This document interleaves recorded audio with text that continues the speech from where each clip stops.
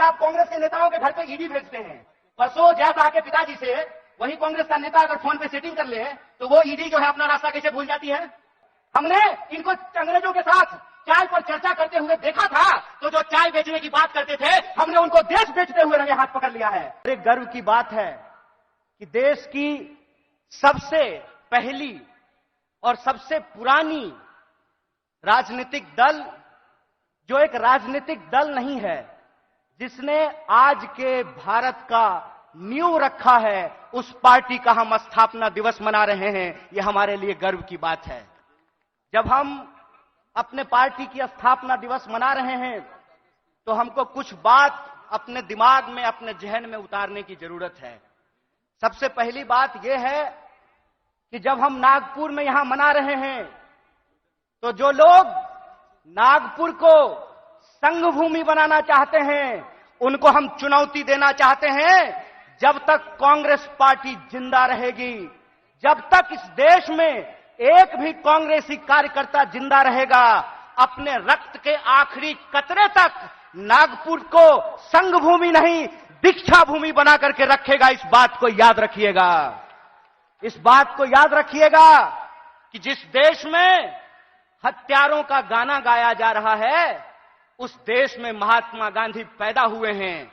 और महात्मा गांधी ने जिस पार्टी को बनाया है, जब तक वो पार्टी जिंदा रहेगी, तब तक आप इंसान को इंसान से नहीं लड़ा सकते हैं। हम बोलते रहेंगे, रघुपति राघव राजा राम, पतित पावन सीताराम, ईश्वर अल्लाह तेरो नाम, सबको सन्मति दे भगवान। हम यह तराना गाता रहेंगे, इस बात को याद रखिएगा।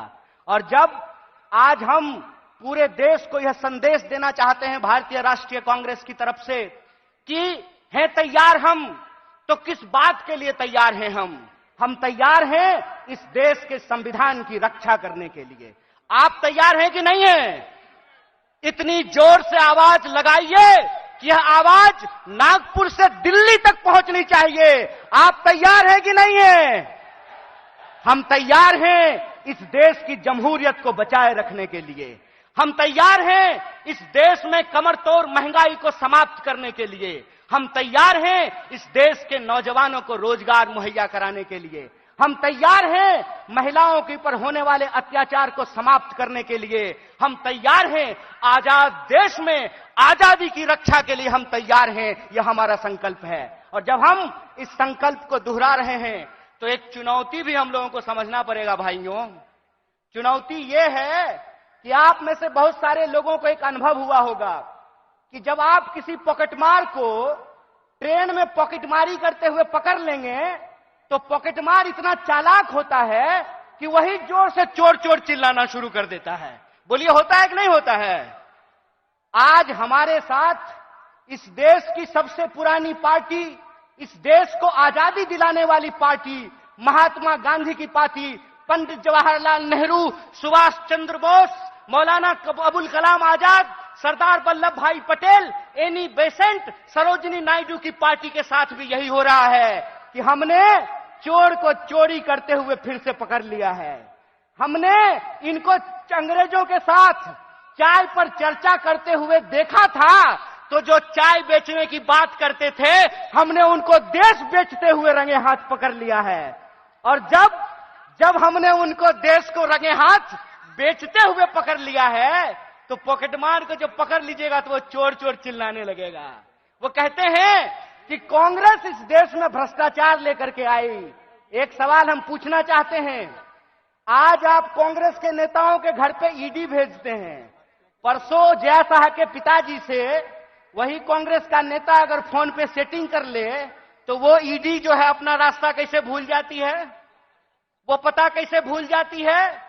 इसका मतलब यह है कि जो पार्टी देश की पार्टी है, उस पार्टी को देश के आम लोगों के नजर में बदनाम किया गया है। और देश के आम लोगों के नजर में इसलिए बदनाम किया गया है कि अगर आप कांग्रेस के प्रति अपनी भावना छोड़ देंगे तो देश में कोई आपकी बात करने वाला नहीं रहेगा। इस बात को याद रखिएगा।